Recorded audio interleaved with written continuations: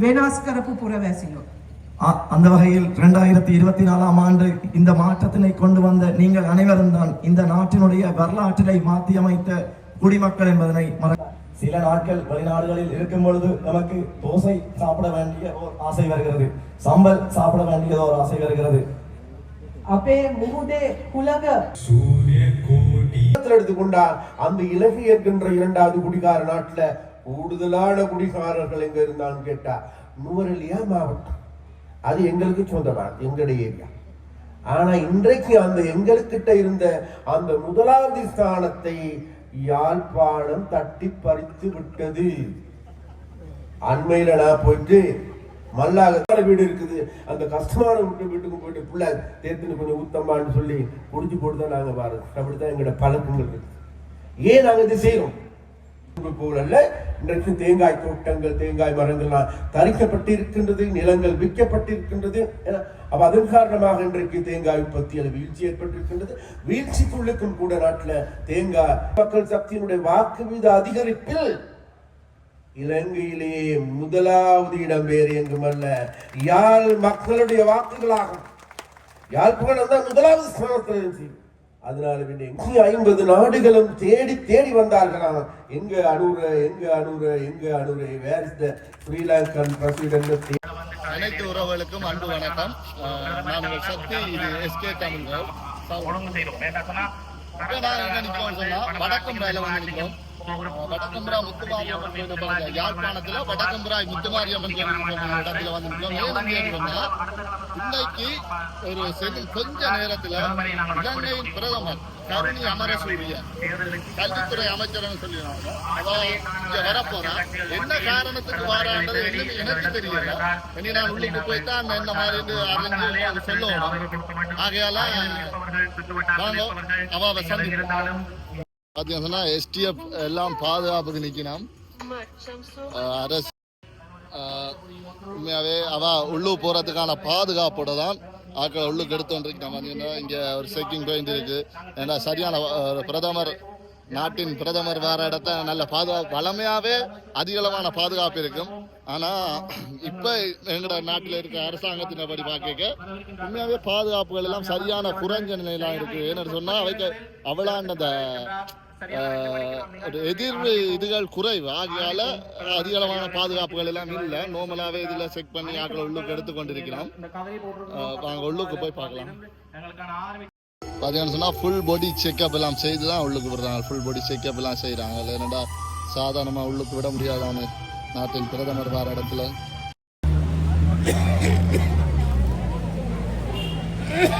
வட்டுக்கோட்டை தொகுதி மண்ணுக்கு வருகின்றார்.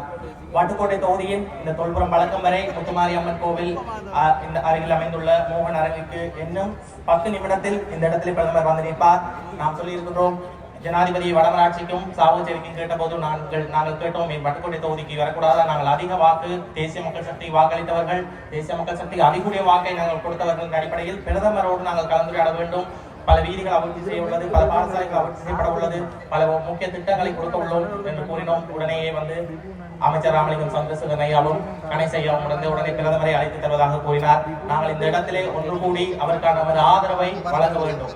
சரி, கல்விமான்கள் மற்றும் பொதுமக்கள் அனைவருக்கும் முதற்கண் வணக்கத்தை தெரிவித்துக் கொண்டு, நமச்சிவாயம் ராஜேந்திரன் தேசிய மக்கள் சக்தியினுடைய யாழ் மாவட்ட குழு நிறைவேற்று குழு உறுப்பினர் நாதன் செய்ய போய் நம்ம அப்படி என்று சொல்லி உதாரணமா சொல்ல போனா ஒரு பிள்ளை பிறந்து உடனே நடக்க மாட்டேதான். அது 1-2 காலடி எடுத்து வச்சுதான் அரங்குக்கு நமது நாட்டினுடைய பிரதமர் அதே போல தோழி கருணி அமரசூரிய அவர்கள் வருகை தந்து கொண்டிருக்கின்றார்.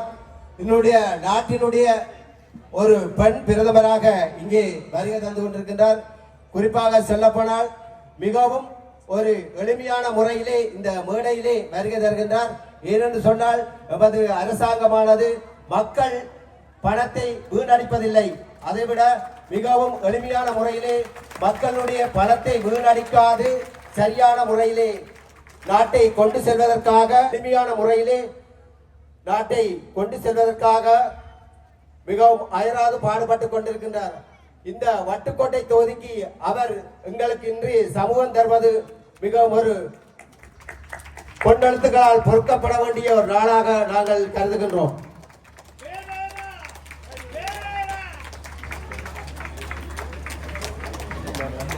இந்த எங்களுடைய அரசாங்கத்துல வந்து நாங்கள் எடுத்த உடனே எல்லாத்தையும் உடனடியா செய்ய முடியாது. எல்லாமே ஒரு கட்டம் கட்டமாக தான் செய்ய முடியும். அது வரைக்கும் நாங்கள் எல்லாரும் பொறுமையாக காத்திருக்க வேண்டும். இன்னைக்கு பெண்கள் எடுத்துக்கொண்டால் இன்னைக்கு பெண்கள் அதிதியாக வந்திருக்கின்ற எங்களுடைய பிரதமர் சகோதரி அருணி அமரசூரி அவர்களே, அதே போன்று எங்களுடைய பாராளுமன்ற உறுப்பினர்களான தோழர் ரஜீவன் அவர்களே, தோழர் பவானந்த ராஜா அவர்களே, அதே போன்று எங்களுடைய அம்பலவாணர் கணபதி பிள்ளை அவர்களே, அதே போன்று எங்களுடைய சகோதரிகளான வெண்ணிலா சுமதி உள்ளிட்ட இனிய சகோதர சகோதரிகளே, அதே போன்று எங்களுடைய மேடையில் அமர்ந்திருக்கின்ற இனிய சகாக்களே, உங்கள் அனைவருக்கும், அதே போன்று இங்கு கூடியிருக்கின்ற அன்பார்ந்த தாய்மார்களே, தந்தைகளே, சகோதர சகோதரிகளே, உங்கள் எல்லோருக்கும் தெரியும், இன்றைக்கு அருணி அமரசூரிய வருவதாக கூறியவுடன் நாங்கள் இந்த பிரதேசத்தில், அதாவது என்றைக்கும் இதற்கு முன்பு இவ்வாறான ஒரு கூட்டத்தை நடாத்தியது கிடையாது. இதுதான் முதல் தடவை இந்த பிரதேசத்தில் கூட்டம் நடக்கும். அதன் பொழுது இன்றைக்கு அவருக்கு காலையிலிருந்து பல சந்திப்புகள் இருந்தது. பிறகு இன்று இதுக்கு பிறகு இன்னும் 2 கூட்டங்கள் இருக்கு. முதலாவது கூட்டம் எங்க செய்யுது என்னோட 2 மணிக்கு ஆக்கள் கொஞ்சம் வாரது குறைவு. அது மாத்திரமல்ல, வெயில் வேறு அடிக்கும், அது நேரத்தில் வேலையை விட்டு வந்திருக்க மாட்டோம். அதனால வேண்டி முதல் கூட்டம் எங்கு செய்யறது என்று கேட்கின்ற பொழுது மற்ற இடங்கள் ஆக்கள் வரமாட்டாங்க, அது செய்வாங்க அப்படியாப்பட்ட உரையாடல்கள் இருக்கின்ற போது, ஆனா எங்களுடைய வட்டுக்கோட்டையில் இருக்கின்ற அமைப்பாளர்கள் குறிப்பிட்டார்கள், தோழர் 2 மணி அல்ல, நீங்க சொல்ற டைமுக்கு நாங்க ஆக்கள் கொண்டு வரோம், ஆக்கள் வருவார்கள். யாருமே இருக்காத நேரத்துல இந்த வட்டுக்கோட்டையில வாழுகின்ற, மூலாய் பிரதேசத்தில் வாழுகின்ற மக்கள் இருக்கின்றார்களே, வறுமையிலான வாழுகின்ற மக்கள், துன்பத்தில் வாழுகின்ற மக்கள், ஆனால் எங்களை ஆற தழுவிக்கொண்ட மக்கள். அதனால் அந்த மக்களுக்கு மீண்டும் எனது நன்றியை நான் தெரிவிக்க வேண்டும். என்கிட்ட இதுக்கும் ஒரு பயணம் ஒன்று ஆரம்பிக்கின்ற பொழுது எங்கேயாவது ஒரு மூலாதாரம் இருக்க வேண்டும். அப்ப எங்களுடைய மூலாதாரமே வேறு எதுவுமல்ல, இந்த வட்டுக்கோட்டையில் இருக்கின்ற பரமலிங்கம் அவர்கள் எடுத்துக்கொண்டாலும் சரி, ராசவேந்திரம் அவர்கள் எடுத்துக்கொண்டாலும் சரி, நமதுல சொன்ன சுமதி தங்கச்சி எடுத்துக்கொண்டாலும் சரி, இங்க இருக்கின்ற ஏனைய சகோதரிகள் எடுத்துக்கொண்டாலும் சரி, இவர்கள் தான் எங்களுடைய ஆரம்ப கால உறுப்பினர்கள். அது மாத்திரமல்ல, இவர்கள் எங்களுடைய ஆரம்ப கால உறுப்பினர்கள் மாத்திரமல்ல, எங்களுடைய ஏதாவது ஒரு கூட்டங்கள் நடைபெறுகின்ற பொழுது அல்லது மக்கள் சந்திப்புகள் நடைபெறுகின்ற பொழுது, எங்களுடைய தலைவர்கள் வருகின்ற பொழுது, அந்த தலைவர்கள் வருகின்ற கூட்டத்திற்கு அல்லது மேதினங்களா மேதன் பொழுது நாங்கள் தேடி பார்க்கின்ற பொழுது வேறு எதுவுமல்ல, எங்கள் எல்லோருக்குமே தெரியும், அனுரகுமார் சனாய்க் அவர்கள் ஜனாதிபதியாக தெரிவு செய்யப்படுகின்ற பொழுது இங்க இருக்கின்ற மக்கள் நம்மள அனுர வரப்போறது இல்லை.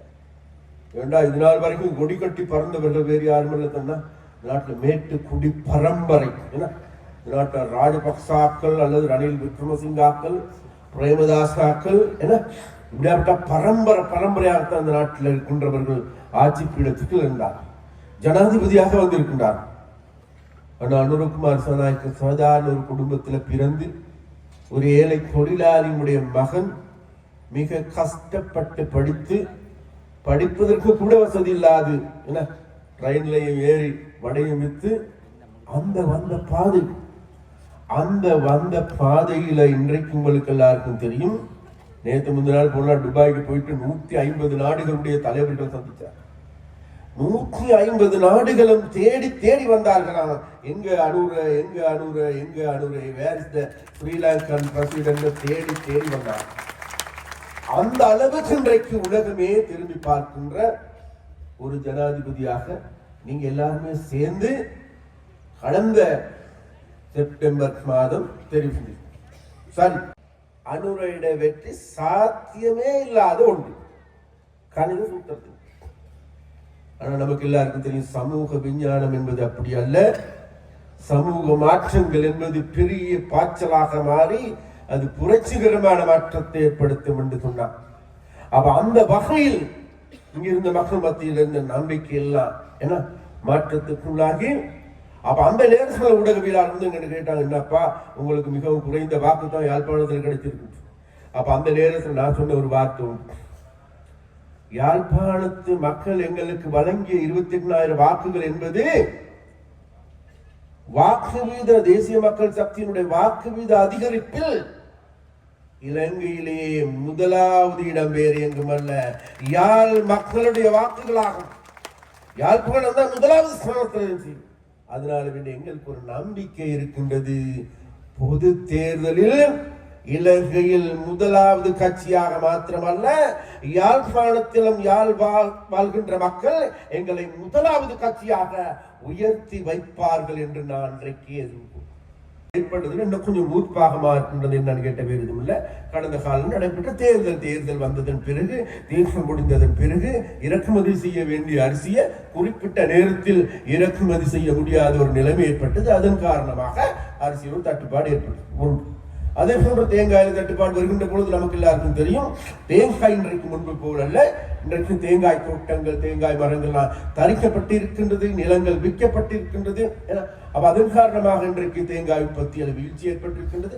வீழ்ச்சிக்குள்ளுக்கும் கூட நாட்டில் தேங்காய் ஏற்றுமதி செய்யப்படுகின்றது. அதே நேரத்தில் தேங்காவை வேறு வேறு உப பொருட்களுக்காக பயன்படுத்தப்படுகின்றது. அதன் காரணமாக அதிலும் பாரிய தட்டுப்பாடு ஏற்பட்டது. அப்ப அதனால வேண்டும் இவைகளையும் நாங்கள் கணிசமான துரித கதியில ஈடுபட்டு இவைகளை கணிசமான முறையில முடிவுக்கு கொண்டு வந்தோம். முடிவுக்கு கொண்டு வந்ததன் பிறகு இன்றைக்கு மறுபக்கம் உங்களுக்கு எல்லாருக்கும் தெரியும், இன்றைக்கு இந்த முன்ன இருந்த 76 வருடங்களாக இந்த நாட்டை ஆட்சி செய்த ஆட்சியாளர்கள் இன்றைக்கு எங்கள் மீதான விமர்சனங்கள் உங்களுக்கு வந்து 3 மாசம் ஒன்றுமில்லை. 3 மாதத்துல நாங்க வந்த பிறகு நாங்க ஒரு மாற்றத்தை கொண்டு வருகின்றோம் என்று அந்த மாற்றம் உங்களுக்கு எல்லாம் தெரியும். ஏன்னா அனுரகுமார் அவர்கள் ஜனாதிபதியாக தெரிவு செய்யப்பட்ட பிறகு முதலாவது அவருடைய பதவியேற்பு வைபவம். அதற்கு முன்னர் ஏன்னா 3 லட்சம் 4 லட்சம் அல்லது 3 கோடி 4 கோடி ரூபாய் வீடு இருக்குது. அந்த கஷ்டமான வீட்டுக்கு போயிட்டு பிள்ளை தேர்தல் கொஞ்சம் ஊத்தம்மான்னு சொல்லி குடிச்சு போட்டு தான் நாங்க வாரோம். அப்படித்தான் எங்களோட பழக்கங்கள் இருக்கு. ஏன் நாங்க இதை செய்யறோம்? ஒன்று, எங்களுடைய மடியை நிறைப்பதற்கு எதுவுமே கிடையாது. அதனால எங்களுடைய தேவை, எங்களுடைய ஆசை, எங்களுடைய அபிலாஷை, எங்களுடைய நோக்கம், குறிக்கோள் எல்லாம் வேறு எதுவும் இல்லை, இந்த நாட்டை ஒரு நல்ல நாடாக மாற்றும்.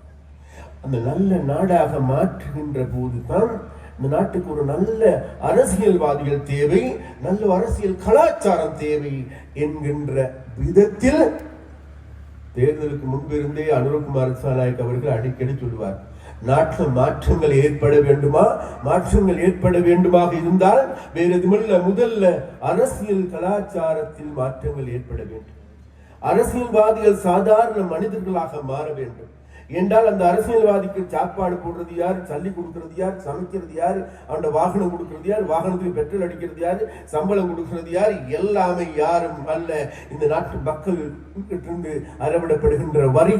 அந்த வரியின் மூலமாகவே இலங்கையுடைய வருமானம் இன்றைக்கு கூடுதலாக பெரிய வருமானம் எதுன்னு கேட்டால் வரியின் மூலமாக கிடைப்பது நாட்டினுடைய பிரதானமான வருமானம். அப்ப அந்த வருமானத்துல தான் இன்றைக்கு அமைச்சர்மார்களா எம்பிமார்களா எல்லாவற்றையும் பராமரிக்கின்றவர்களாக இருக்கின்றோம்.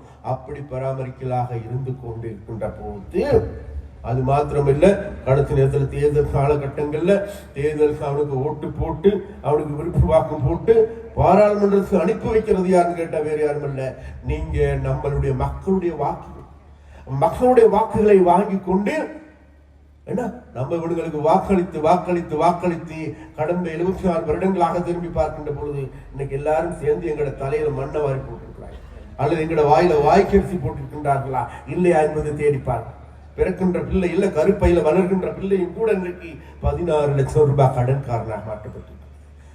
அது மாத்திரமல்ல, இன்றைக்கு உங்களுக்கு எல்லோருக்குமே தெரியும், பிறக்கின்ற குழந்தைகள்ல சிறுவர் பாதுகாப்பு அதிகார சபை சொல்லுதம்மா, 2020ஆம் ஆண்டு 3667 குழந்தைகள், சிறுவர்கள் 10 வயசுக்கு குறைவான சிறுவர்கள் பாலியல் துஷ்பிரயோகத்துக்கு உள்ளாக்கப்பட்டிருக்கிறார்.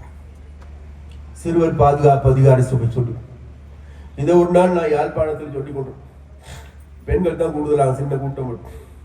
ஒரு சில பெண்கள் அழுதாங்க. நான் கேட்டேன், ஏம்மா அழுறீங்க? ஐயா நீங்க சொல்றது உண்மையா? சார், பசிப்பு வியாபாரம் அதிகமாகுது, நிப்பாட்டணும் ஐயா. எங்களோட போதைப் பொருள் அதிகரித்திருக்கின்றது, நிப்பாட்டணும் ஐயா. அது மாத்திரமல்ல, வாழ்வெட்டு கும்பலுடைய அச்சுறுத்தல் ஒரு கிராமங்கள் மாத்திரமல்ல முழு யாழ்ப்பாணத்தை அதிர்ச்சிக்குள்ளாக்கி இருக்கின்றது, நிப்பாட்டணும் ஐயா. அது மாத்திரமல்ல, இங்க இருக்கின்ற ஒரு சில போலீஸ்காரர்களுடைய அட்டூழியம் அதிகரித்திருக்கின்றது. போலீஸ்காரர்கள் ஒரு சிலர் வந்து கசிப்புக்காரனோட உதவி செய்கின்ற ஆக்களை இருக்கிறாங்களா இல்லையா? இன்னும் இருக்கிறாங்க, இன்னும் இருக்கின்றார்கள். ஆனால் நாங்கள் ஒரு விடயத்தை சொல்லுகின்றோம், இவைகளுக்கு கூடிய சீக்கிரம் அனுரத்தோட சொன்னார், நிச்சயமாக இன்னல்ல நாளை அல்ல நாளை மறுநாளாவது இந்த போதைப் பொருளில் இருந்து எங்களுடைய சமூகத்தை மீட்டெடுத்தே தீர்வேன் என்கின்ற உறுதிமொழி. அந்த வகையில் அன்றைக்கு எங்களுக்கு எல்லோருக்கும் தெரியும், இந்த வட்டுக்கோட்டை பிரதேசத்தை எடுத்துக்கொண்டாலும் சரி, இங்க இருக்கின்ற மக்கள் எடுத்துக்கொண்டாலும் சரி, ஏன் இந்த போதைப் பொருளுக்கு இரையாக இருக்கின்றார்கள் என்று நாம் தேடி பார்க்க வேண்டும். அதனால வேண்டி இந்த வகையில நாங்கள் பார்க்கின்ற பொழுது, எல்லா வகையிலும் நாங்கள் தேடி பார்க்கின்ற பொழுது, எங்களுடைய குடும்பங்கள் ஒரு பக்கம் பொருளாதார ரீதியாக, அரசியல் ரீதியாக, சமூக ரீதியாக சீரழிகின்ற நிலைமைக்கு தள்ளப்பட்டு இருக்கின்றது. மறுபக்கம் நாங்கள் தேடி பார்க்கின்ற பொழுது எங்களுடைய கிராமத்து வாழ்க்கையும் அதே நிலம். அந்த கிராமத்து வாழ்க்கையோடு பின்னி பிணைந்திருப்பது வேறு எதுமல்ல, இங்கே இருக்கின்ற அரசியல்வாதிகள். இங்க இருக்கின்ற அரசியல்வாதிகளை நாங்கள் தேடி பார்க்கின்ற பொழுது, எந்த ஒரு அரசியல்வாதியும் எங்களுடைய வாழ்க்கையை மேம்படுத்துவதற்கு அல்லது எங்களுடைய பிள்ளைகள் இன்றைக்கு போதைப் பொருளுக்கு இரையாக இருக்கின்றார்களே அவர்கள் பாதுகாப்பதற்கு ஏதுவான நடவடிக்கைகள், அதற்கான கருத்தியல் ரீதியான நடவடிக்கைகள், அதற்கு மக்கள் மத்தியில் விழிப்புணர்வை ஏற்படுத்துவதற்கு ஏதுவான நடவடிக்கைகள் எடுத்திருக்கின்றார்கள். தேடி பார்த்தா இல்லை. அப்படியாக இருந்தால் இன்றைக்கு பெரிய சவால் ஒன்று இருக்குது. உங்களுக்கு எங்களுக்கு எல்லாருக்குமே பெரிய சவால் ஒன்று இருக்கின்றது. அந்த சவால் தான் வேறு எதுவுமல்ல, இன்றைக்கு எல்லா வகையிலையும் சீரழிந்திருக்கின்ற நாட்டை, அசுத்தமடைந்திருக்கின்ற நாட்டை தூய்மையான நாடாக கட்டியெழுப்ப வேண்டும் என்று தான் அனுரகுமார் சோனாய்க்க கடந்த ஜனவரி மாதம் 1ஆம் தேதி கிளீன் ஸ்ரீலங்கா என்கின்ற வேலை திட்டத்தை முன்னெடுத்தார். அப்ப கிளீன் ஸ்ரீலங்கா சுமித குழுதுகளை சுத்தப்படுத்துறது மாத்திரம், கிளீன் பண்றது மாத்திரம் அல்ல வேலை.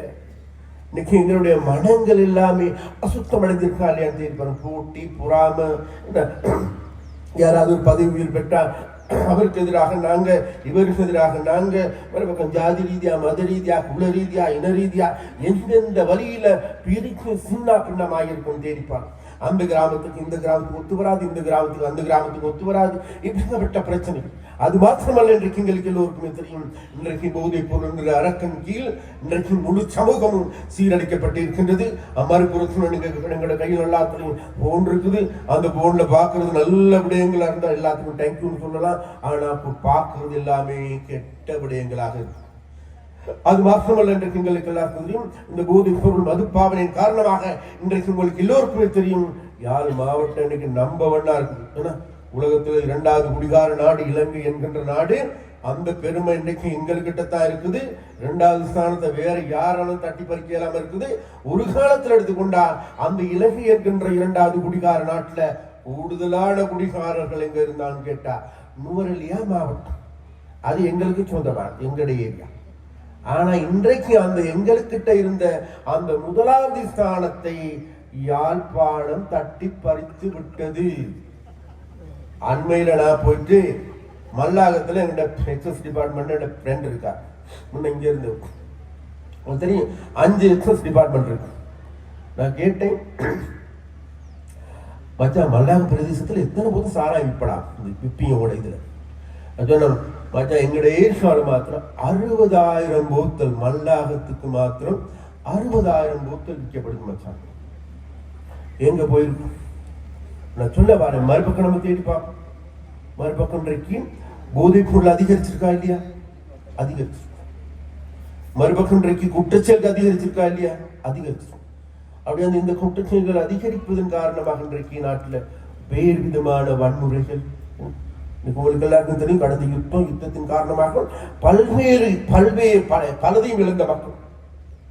இழந்து இன்னைக்கு யுத்தம் முடிஞ்சு 15 வருடங்களாக இன்னைக்கு தேடி பாருங்களே 89,000 அதிகமான விதவை பெண்களுடைய ஓலங்கள் இன்னமும் கேட்குதா இல்லையா? கேட்குது.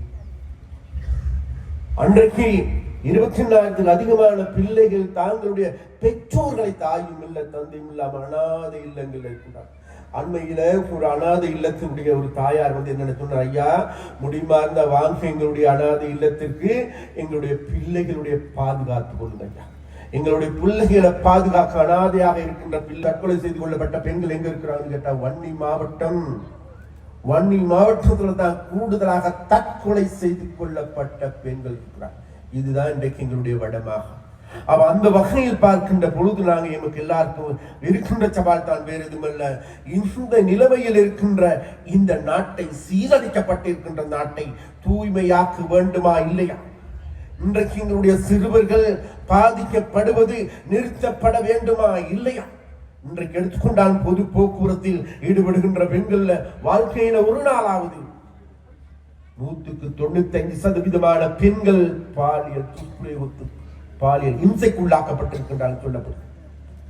தேடி பாருங்க, அதுல எங்கட பொஞ்சாதியும் போறா, எங்கட தங்கச்சியும் போறா, அதுல என்ன மகளும் போறா பஸ்ல தான்.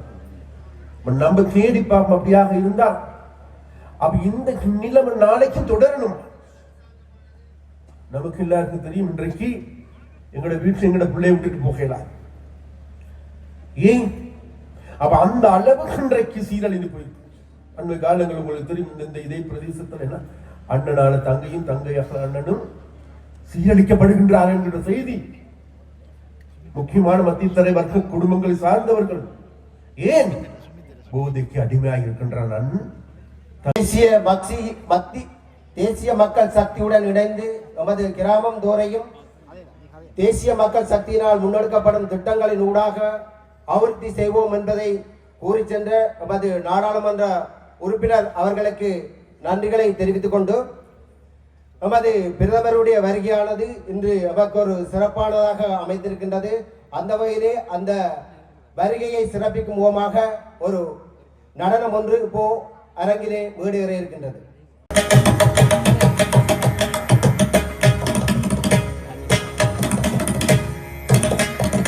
தாம் தாம் தாம் தாம் கிடதகத தோடங்க தக்குத்தா தீம் தீம் தீம் தீம் கிடதகதக தோடங்க தக்குத்தா தாம் தாம் தாம் தாம் கிடதகத தோடங்க தக்குத்தா தாம் தாம் தாம் கிடதகத தோடங்க தக்குத்தா தீம் தீம் கிடதகதக தோடங்க தக்குத்தா தாம் தாம் தாம் தாம் கிடதகத தோடங்க தக்குத்தா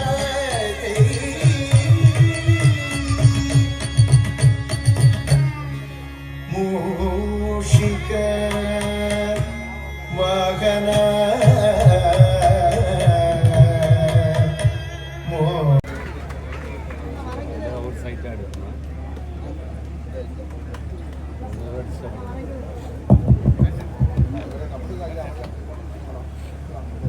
බොහොම ස්තුතියි සහෝදරයා.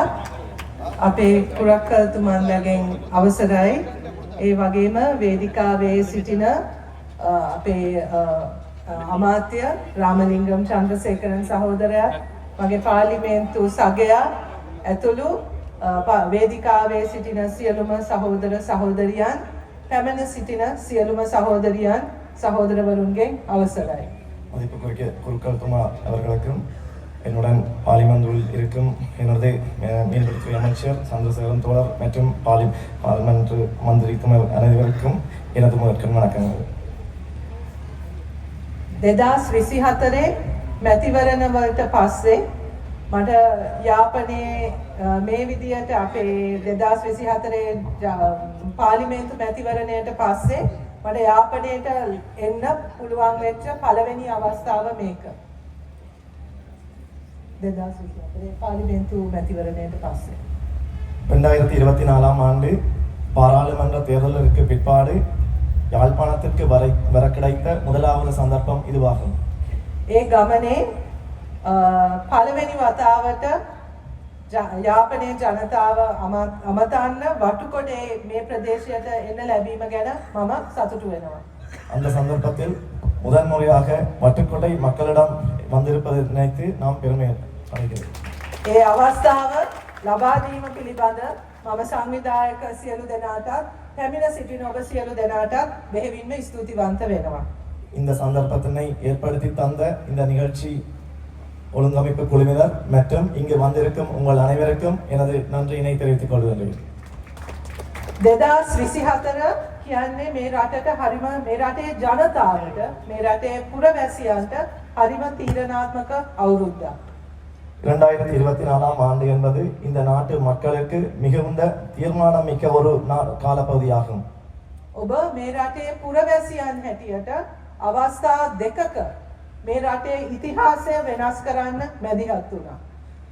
இந்த நாட்டு மக்கள் என்ற விதத்தில் 2 சந்தர்ப்பங்களில் இந்த நாட்டினுடைய வரலாற்றினை மாற்றுவதற்கு நீங்கள் முன் வந்திருந்தீர்கள். පළමුවෙනි අවස්ථාවේදී මේ රටේ සාමාන්‍ය පවුලකින් ආපු ගොවි පවුලකින් බිහිවෙච්ච සාමාන්‍ය ඉස්කෝලයකට ගිය තමන්ගේ මුළු ජීවිතයම දේශපාලනය වෙනුවෙන් කැප කරපු සහෝදරයෙක් ජනාධිපති කරන්න ඔබ සියලු දෙනා මැදිහත් වුණා. அந்த வகையில் அந்த 2 சந்தர்ப்பங்களால் முதலாவது சந்தர்ப்பமாக எனது ஒரு சாதாரண விவசாய குடும்பத்திலிருந்து வந்த ஒரு குடிமகனை நாட்டின் ஜனாதிபதியாக தேர்ந்தெடுப்பதில் நீங்கள் முதலாவது சந்தர்ப்பத்தை ஏற்படுத்தி இருந்தீர்கள். ඊට පස්සේ සති කීපයකට පස්සේ ඔබ පාර්ලිමේන්තුව වෙනස් කරා. மேலும் ஒரு சிறு காலப்பகுதிக்கு பின்னர் நீங்கள் பாராளுமன்றத்தை மாற்றியமைத்தீர்கள். ඔබ අද පාර්ලිමේන්තුව දිහා බැලුවම ඒ ඇතුළ දිහා බැලුවම ලොකු වෙනසක් දකින්න ඕනේ. நீங்கள் பாராளுமன்றத்திற்கு உள்ளே பார்க்கும் பொழுது அதற்கு பாரியதொரு மாற்றத்தினை காணக்கூடியதாக இருக்கும். ඒ බහුතරයක් ඉන්නේ දේශපාලන පවුල් වලින් ආපු අය නෙවෙයි. பெரும்பாலானவர்கள் இருக்கிறார்கள் பாராளுமன்றத்தில் அரசியல் பின்புலத்தில் வந்தவர்கள் அல்ல. පවුලේ ව්‍යාපාරයේ දේශපාලනය කරපු අය නෙවෙයි. குடும்பத்தில் எந்த ஒருவரும் அரசியலில் ஈடுபட்டவர்களும் இல்லை. ඒ ආණ්ඩුවේ ඔබ දකින മന്ത്രിවරුන් සියලු දෙනාම මහන්සි වෙලා ජනතාව එක්ක වැඩ කළා දේශපාලනිකව ජනතාව එක්ක එකතු වෙලා සංවාදය හරහා ජනතාව විසින් තෝරාපත් කරපු අය. அங்கிருக்கும் அனைவரும் உங்களுடன் இணைந்து வேலை செய்து உங்களில் ஒருவராக இருந்து உங்களாலேயே பாராளுமன்றத்திற்கு அனுப்பப்பட்டவர்கள். ඒ නිසා තමයි අපිට අද පාර්ලිමේන්තුව තුල සියලුම ජාතීන් සියලුම ආගම් සියලුම ස්තර නියෝජනය කරන පිරිසක් ආණ්ඩු පක්ෂයේ අපිට ආණ්ඩු පක්ෂයේ නියෝජනය කරන්න മന്ത്രിවරුන් ඇමතිවරුන් හැටියට දකින්න පුළුවන් වෙන්නේ. அதனால்தான் இந்த நிலையில் நமது பாராளுமன்றத்தில் ஆளும் கட்சியில் பல்வேறு மதத்தினர் பல்வேறு இனத்தினரையும் ஒன்றிணைத்த ஓர் ஒருங்கிணைப்பாக இவர்கள் வந்திருக்கிறார்கள். මෙච්චර කාලයක් මලයාහම් ප්‍රජාව නියෝජනය කරන්න හිටියේ ඒගොල්ලොන්ගේ ලොක්කෝ. இவ்வளவு காலம் மலையக மக்களுடைய மலையக மக்களுடைய அவர்களுக்குரிய ஒரு நியமனமாக இருந்தவர்கள் அவர்களுடைய ஒருவராக. හැබැයි අද ඉන්නවා ඒ වතුවල වැඩ කරපු අයගේ ළමයි දූලා පුත්තුලා අද පාර්ලිමේන්තුවේ ඉන්නවා. ஆனால் இன்று அவர்களுடைய அந்த தோட்டங்களில் வேலை செய்தவர்கள் அவருடைய மகன்கள் பிள்ளைகள் என்ற சாதாரண மக்கள் பாராளுமன்றத்தில் இருக்கிறார்கள். අද ගුරුවරු පාර්ලිමේන්තුවේ ඉන්නවා. ஆசிரியர்கள் பாராளுமன்றத்தில் இருக்கிறார்கள். වෘත්තිකයෝ පාර්ලිමේන්තුවේ ඉන්නවා. யூனியன் செய்தவர்கள் பாராளுமன்றத்தில் இருக்கிறார்கள். ගොවියෝ පාර්ලිමේන්තුවේ ඉන්නවා. விவசாயிகள் பாராளுமன்றத்தில் இருக்கிறார்கள். මේ සියලු දෙනාම දේශපාලනය වෙනුවෙන් තමන්ගේ ජීවිත කැප කළා ඒ වෙනුවෙන් වැඩ කළා ජනතාව එක්ක ඉතාමත්ම කිට්ටුවෙන් ඉඳලා පාර්ලිමේන්තුවට ආපු අය. இந்த அனைவரும் தமது பிரதேசத்தில் உள்ள அனைவருடனும் இணைந்து வேலை செய்து அவர்களுக்கு சாதாரண மக்களுடைய அண்மையில் இருந்து இந்த பாராளுமன்றத்துக்கு வந்தவர்களாக இருக்கிறார்கள். ඒ නිසා තමයි ඔවුන්ට ජනතාව අතරම ජීවත් වෙන්න පුළුවන් වෙන්නේ පාර්ලිමේන්තුවට ගියත් ඇමතිකම් ලැබුණා. அதனால் தான் இன்று உங்கள் அனைவருக்கும் அவர்களுக்கு கிட்ட சென்று வேலை செய்யக்கூடியதாக இருக்கிறது. அவர்கள் பாராளுமன்றத்தில் அமைச்சர் பதவியில் எடுத்துக்கொண்டாலும் මේ පාර පාර්ලිමේන්තුවේ තවත් ලොකු වෙනසක් තියෙනවා. இந்த பாராளுமன்றத்தில் இன்னும் ஒரு பெரிய மாற்றம் இருக்கிறது. අපිට മന്ത്രി වරියන් 22ක් ඉන්නවා. பாராளுமன்றத்தில் அமைச்சர்கள் 22 பேர் இருக்கிறார்கள். ඒ 20ක්ම ජාතික ජන බලවේගය. அந்த 20 பேர் தேசிய மக்கள் சக்தியினை சேர்ந்தவர்கள். ඔබ දන්නවද මෙච්චර කාලයක් පාර්ලිමේන්තුවෙන් වැඩියම ඉඳලා තියෙන්නේ മന്ത്രിවලියන් 13යි. ඒක තමයි මෙච්චර කාලයක් වැඩියම හිටපු ගාන. இவ்வளவு காலமும் தேசிய மக்கள் சக்தியினை பொறுத்தவரையில் 13 மந்திரிமார்கள் தான் மிகவும் கூடுதலாக இருந்தவர்களாக காணப்பட்டனர். එක පක්ෂයකින් පාර්ලිමේන්තුවේ අපි වගේ අය පාර්ලිමේන්තුවේ ඉන්න ඕනේ. அந்த வகையில் நீங்கள் அனைவரும் இந்த பாராளுமன்றத்தில் இணைந்து கொள்ள வேண்டும். உங்களை மாதிரி இருக்கின்ற அனைத்து சாதாரணமானவர்களும் இந்த அமைச்சர் பதவிகளுக்கு வர வேண்டும். මෙතන තියෙන විවිධත්වය අපි අතර තියෙන විවිධත්වය පාර්ලිමේන්තුවේ අපිට දකින්න පුළුවන් වෙන්න ඕනේ. இந்த இங்கு காணப்படுகின்ற பல்வகைமையும் பாராளுமன்றத்திலும் நாங்கள் காண வேண்டும். පළවෙනි වතාවට තමයි අපිට එක පක්ෂයකින් සෑම දිස්ත්‍රික්කයක්ම නියෝජනය කරන සෑම දිස්ත්‍රික්ක 25න් 24ක් දිනලා ආණ්ඩුවක් හදා ගන්න පුළුවන් උනේ. முதலாவது தடவையாக 25 மாவட்டங்களில் 24 மாவட்டங்களை வென்று பாராளுமன்றத்தில் ஆட்சியை அமைக்கக்கூடியதாக இருந்தது. இதுவே வரலாற்றின் முதல் முறையாகும். මොකද ඒකෙන් කියන්නේ? அதன் ஊடாக என்னத்தை சொல்ல முடிகிறது? ඒකෙන් කියන්නේ අපේ රටේ ජනතාව අපේ රටේ පුරවැසියන් තීරණයක් අරගෙන තියෙන්නේ. அந்த வகையில் நமது நாட்டு மக்கள் நமது நாட்டு குடிமக்கள் இந்த நாட்டிற்கு ஒரு தீர்மானத்தினை எடுத்துக் கொண்டிருந்தார். අවුරුදු 76ක් තිස්සේ කරපු දේශපාලනයට වඩා වෙනස් දේශපාලනයක් අපේ ජනතාව අපේ පුරවැසියෝ තෝරගත්තා. 76 ஆண்டுகள் நமது நாட்டினை ஆண்டு கொண்டிருந்தவர்களை மாற்றியமைத்து நமது நாட்டு மக்கள் நமது நாட்டு குடிமக்கள் ஓர் புதிய ஒரு மாற்றத்தினை ஏற்படுத்தி இருந்தார்கள். ඒක තමයි ජයග්‍රහණය. அதுதான் இந்த நாட்டினுடைய வெற்றி. ඒක සුවිශේෂී ජයග්‍රහණයක් අපේ රටේ ජනතාව දිනාගත්තා. இந்த நாட்டினுடைய விசேஷமான வெற்றியாக இந்த நாட்டு மக்கள் பெற்றுக்கொண்ட ஒரு முதன்மையான வெற்றியாகும். අපේ ආණ්ඩුව කියන්නේ මේ රටේ ජනතාව වෙනස් බලාපොරොත්තු වෙනස නියෝජනය කරන්න ඔබ බලයක් දුන්න පිරිසක්. இந்த நாட்டினுடைய மக்கள் பலத்தினை கொடுத்துள்ள ஓர் விதி ஓர் வேறுபாடான ஒரு நிகழ்வாக இது அமைகின்றது. වාහනයක යනකොට අපිට මේ රටේ තියෙන විවිධත්වය විඳින්න පුළුවන්. அந்த வகையில் 2 மணித்தியாலங்கள் வாகனத்தில் பயணம் செய்கின்ற பொழுது இந்த நாட்டில் காணப்படுகின்ற இந்த பல்வகமையினை நாம் அனுபவிக்கக்கூடியதாக உள்ளது. ඒක තමයි අපේ රටේ වාසනාව. அதுதான் இந்த நாட்டினுடைய அதிர்ஷ்டமானது. ඒක තමයි අපේ රටේ විශේෂත්වය. அதுதான் இந்த நாட்டினுடைய விசேஷமான அம்சங்களில் ஒன்று. හැබැයි මේ විවිධත්වය නිසා අපි අතර බෙදීම් තියෙන්න බෑ. ஆனால் இந்த பல்வகமையின் அடிப்படையில் எம்மை பிரித்து ஆள முடியாது. අසමානකම් තියෙන්න බෑ.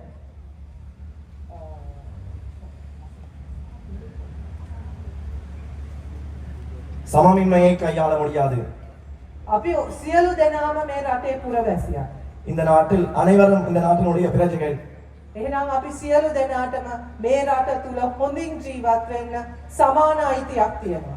இந்த நாட்டில் உள்ள அனைத்து மக்களுக்கும் இந்த நாட்டில் சிறப்பாக வாழ்வதற்கான சம உரிமைகள் வேண்டும். මේ රට තුල ආරක්ෂිතව ජීවත් වෙන්න අපි සියලු දෙනාටම සමාන අයිතියක් තියෙනවා. இந்த நாட்டில் பாதுகாப்புடன் வாழ்வதற்கான சம உரிமைகள் அனைத்து நாட்டு மக்களுக்கும் காணப்படுகின்றன.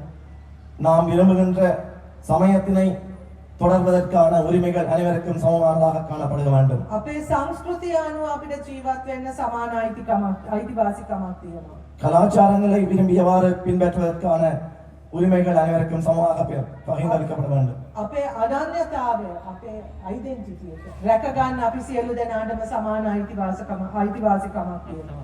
எங்களுடைய அடையாளங்களை பேணுவதற்கு சகலருக்கும் சமமான உரிமைகள் பகிர்ந்தளிக்கப்பட வேண்டும்.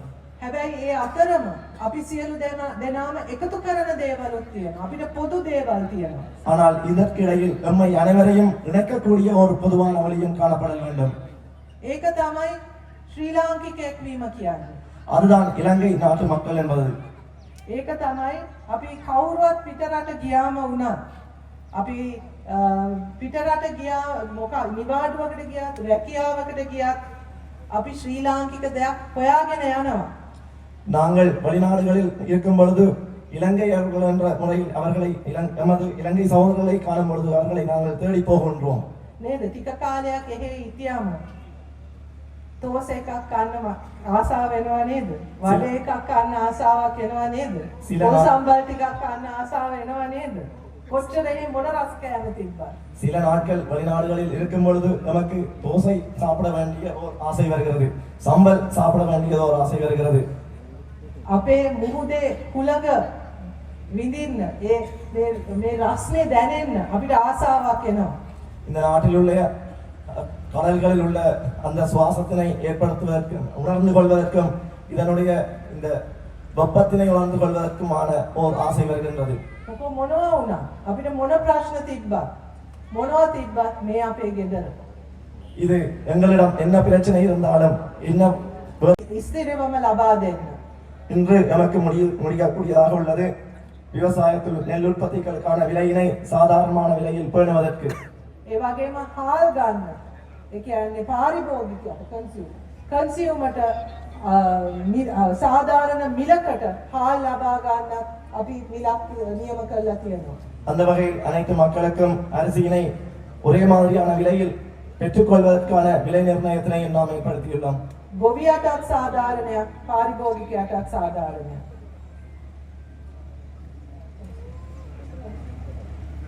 அந்த வகையில் விவசாயிகள் மற்றும் கொள்வனவாளர்களுக்கும் ஒரே விதமான சாதாரணமான முறையில் நாம் விலையினை நிர்ணயித்துள்ளோம்.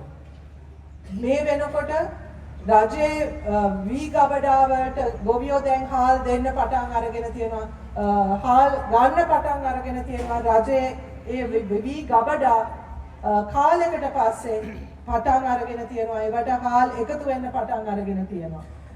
அந்த வகையில் இன்று அரசினுடைய களஞ்சிய சாலைகளுக்கு விவசாயிகள் நெல்லினை தந்து கொண்டிருக்கிறார்கள். நீண்ட காலத்திற்கு பின்னர் அரசினுடைய களஞ்சிய சாலைகள் விவசாயிகளுடைய பங்களிப்பினால் நிரம்பிக் கொண்டிருக்கின்றது. අවුරුදු ගණනාවක් වහලා තිබ්බේ ගබඩා අපි ඇරලා තියෙනවා. பல நூற்றாண்டுகள் மூடப்பட்டிருந்த களஞ்சிய சாலைகள் இன்று திறக்கப்பட்டுள்ளது. අපි දන්නවා විශේෂයෙන්ම උතුරේ දීවරයන්ට විශාල ගැටලු ගණනාවක් තියෙනවා. நமக்கு தெரியும் வடக்கில் உள்ள மீனவர்களுக்கு பல்வேறு வகையான பிரச்சனைகள் காணப்படுகின்றது. ඔවුන්ගේ සම්ප්‍රදායික ඒ රැකියාව කරගෙන යන්න විවිධ බාධා විශේෂයෙන්ම ඉන්දියාවෙන් එන දීවරයන්ගෙන් ඒගොල්ලන්ට විශාල තර්ජන ගණනාවක් තියෙනවා. அந்த வகையில் நமது மீனவர்கள் தம்முடைய வாழ்வாதார தொழில்நிலைகள் மீண்டும் பிரச்சனைகளுக்கு முகங்கொடுத்துக் கொண்டிருக்கிறார்கள். இந்திய மீனவர்கள் அதனுடைய பல தாக்கங்களை ஏற்படுத்திக் கொண்டிருக்கிறார்கள். அது நமக்கு தெரியும். අපේ දීවරයන්ගේ අයිතිවාසිකම වෙනුවෙන් ඒක රැක ගැනීම වෙනුවෙන් අපේ ආණ්ඩුව පෙනීම. இந்த நாட்டு மீனவர்களுடைய உரிமைகளுக்காகவும் அவர்களுடைய தொழில்நிலை சிறப்பாக செல்வதற்காகவும் நமது நாட்டு அனைத்து பிரஜைகளுக்காகவும் நாங்கள் முன்னிற்கின்றோம். ඒ වගේම තමයි අපේ තරුණ තරුණියන්ට අපේ කාන්තාවන්ට රැකියා අවස්ථා අවශ්‍යයි.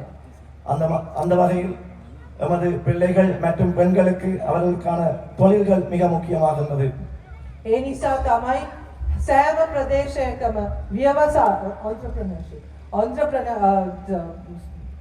ස්වයං රැකියා අවස්ථා ඇති වෙන්න අපි ඒ ස්වයං රැකියා කරගෙන යන්න ව්‍යවසායකයන් බිහි කරන්න අවශ්‍ය ඒ අවශ්‍ය ක්‍රියාකාරීත්වය අපි ආරම්භ කරන්න යන්නේ. அந்த வகையில் அனைத்து பிரதேசத்து மக்களுக்காகவும் அவர்களால் சுயமாக நமது தொழிலை செய்து கொண்டு செல்லக்கூடியவாறு நமதான திட்டங்களை நாம் வகுக்க உள்ளோம். ஓர் இடத்திற்கு கீழ் அனைத்தையும் மிகவும் அறிவுபூர்வமாக இணைத்துக் கொண்டு ஓர் அமைச்சாக நாம் செயல்படுகின்றோம். දේශපාලඥයන් නිසා මහජන නියෝජිතයන් නිසා මේ රට නාස්ති කරපු මේ රට දූෂණය කරපු ඒ යුගය අපි අවසන් කරලා තියෙනවා. ඒකට ආයිත් අවස්ථාවක් දෙන්නේ. அந்த வகையில் இந்த நாட்டினை அழைத்த இந்த நாட்டினை விரியமாக்கிய இன்னொரு யுகத்திற்கு நாம் இடமளிக்க மாட்டோம். ඒක කරන්න ඒ වෙනස කරේ ඔබ සියලු දෙනා එකතු වෙලා. அந்த வகையில் இவ்வாறான ஒரு மாற்றத்தை ஏற்படுத்துவது நீங்கள் அனைவரும் ஒன்று சேர்ந்துதான். ඒ නිසා තමයි මම කියන්නේ ඒ 2024 ඒ වෙනසට සහභාගී වෙච්ච ඔබ සියලු දෙනා මේ රටේ ඉතිහාසය වෙනස් කරපු පුරවැසියෝ. அந்த வகையில் 2024ஆம் ஆண்டு இந்த மாற்றத்தினை கொண்டு வந்த நீங்கள் அனைவரும் தான் இந்த நாட்டினுடைய வரலாற்றினை மாற்றி அமைத்த குடிமக்கள் என்பதனை மறக்க வேண்டாம். කවදා හරි ප්‍රශ්නයක් තියෙනවා කියලා කියනවා නේද? முன்னர் நமது நாட்டில் தெய்வேந்திர முனையிலிருந்து பரப்புரை முனை வரைக்கும் இளம் பெண் ஒருவருக்கு தனியே வந்து செல்லக்கூடிய ஒரு பாதுகாப்பான யுகம் காணப்பட்டது என்று சொல்லுவார்கள் தானே. හැබැයි අද දෙවුන්දර තුදුවේ ඉඳන් පේදුරු තුදුවට කෙසේ වෙතත් අතන ඉඳන් මෙතනට